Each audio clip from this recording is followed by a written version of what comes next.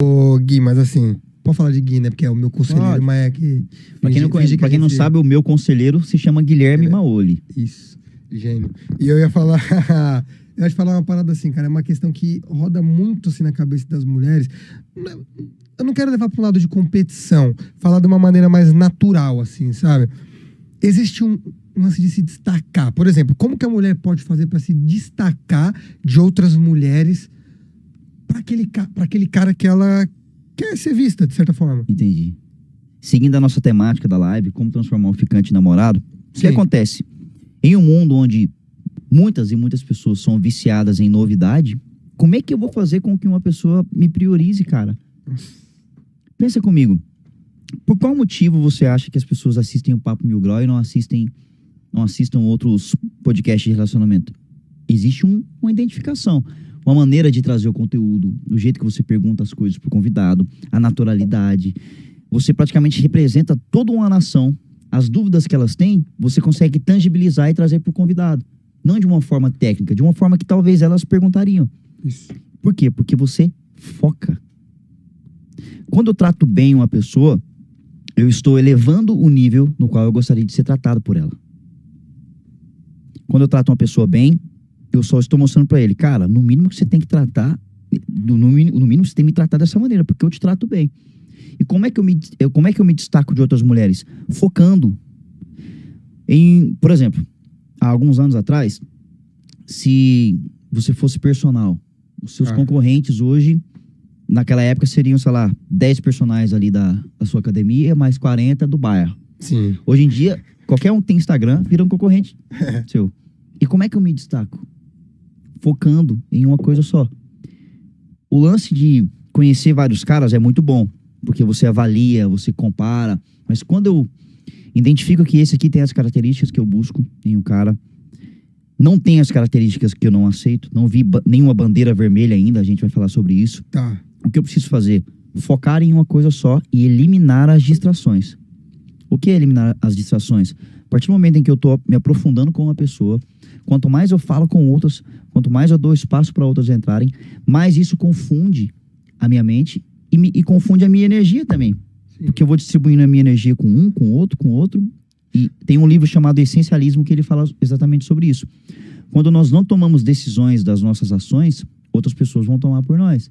E às vezes eu fico focando aqui, eu falo com o cara, falo com fulano, fico com ciclano, e meu disparo de energia é muito pequeno. Se eu foco a minha energia em uma só, fica algo gigantesco. E eu me destaco de outras mulheres como sendo a mulher que foca em um cara só, em ser a melhor mulher para ele. O Gui, eu quero trazer um contraponto, tá? Para que você também me respondendo da melhor maneira possível. Por exemplo, tudo que você falou, eu vejo sentido total nisso aí, mas eu já conheci, de verdade, tá? Eu já conheci mulheres, não muitas, mas assim, porque a Aline tá assistindo. Só foram poucas, assim. Não, Eu tô brincando. Desse tipo que eu vou falar, que eram realmente mulheres que eu falo, puta, que mulher bacana, foram poucas.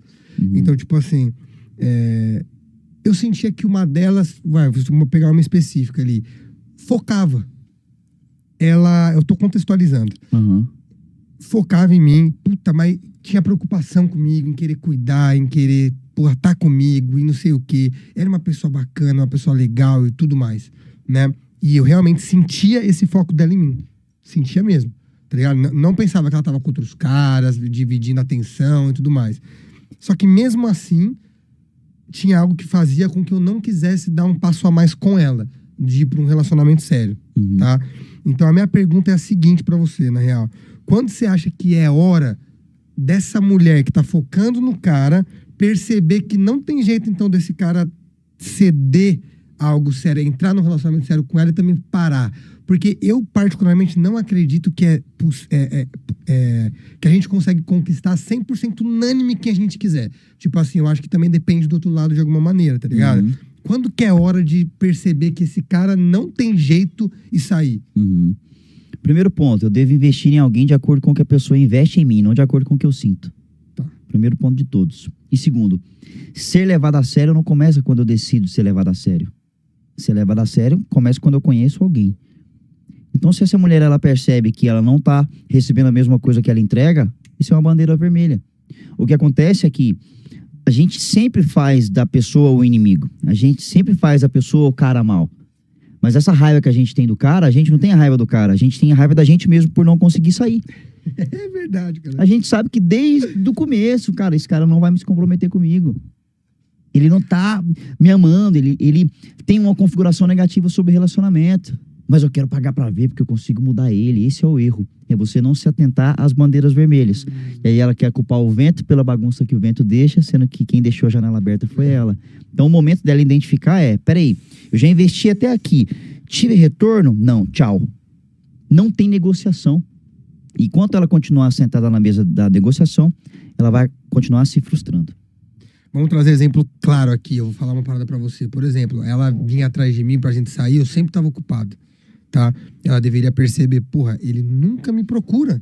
Só eu fico indo atrás dele. Esse é um exemplo claro, né? Sim. Que você tá falando. Ele, caramba, sempre eu tô perguntando se a gente pode se ver esse final de semana, essa semana, não sei o quê. Ele nunca me procura, ele nunca vem atrás de mim pra saber, sempre sou eu. Isso é um exemplo claro que o cara não tá afim. Exatamente. Não é falta de tempo, né?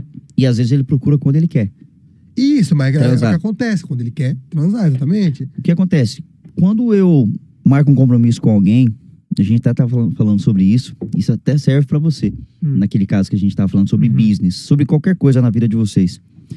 Quando eu marco um compromisso com alguém, e essa pessoa fura comigo, eu ainda tô muito afim dessa pessoa.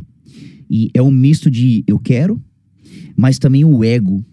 Por que será que ele fez isso comigo? Eu não aceito isso, agora eu vou ficar com a pessoa de honra. Quando isso acontece, o outro lado tem que se esforçar 20% a mais. Peraí, eu não ia pro seu lado da cidade, agora você vem pro meu lado da cidade. Aí, faltando 2 dias, a pessoa fura de novo. Mas mesmo assim, eu quero. Eu sei que eu não mereço, mas eu quero. Então tá, a outra pessoa tem que fazer 40% a mais de investimento. Certo. Mas se mesmo assim, beleza, passou 2 semanas, eu já desisti, mas ele apareceu falando, me desculpa, que aconteceu um monte de coisa, meu cachorro pegou Covid. Tudo acontece Minha avó na quebrou o vida. dedinho. Olha, eu vou estar tal dia, tal hora, em um café tal, com alguns amigos. Se você quiser, passa lá. Dessa maneira, ela não se comprometeu assim com o cara. Ela não comprometeu o tempo dela. Ele tá lá. E quando um cara faz isso com você, marca, fura e acha que tem o direito de entrar e sair da sua vida quando você quer, a única coisa que você aprende com isso é, agora eu sei exatamente onde colocar essa pessoa na minha vida.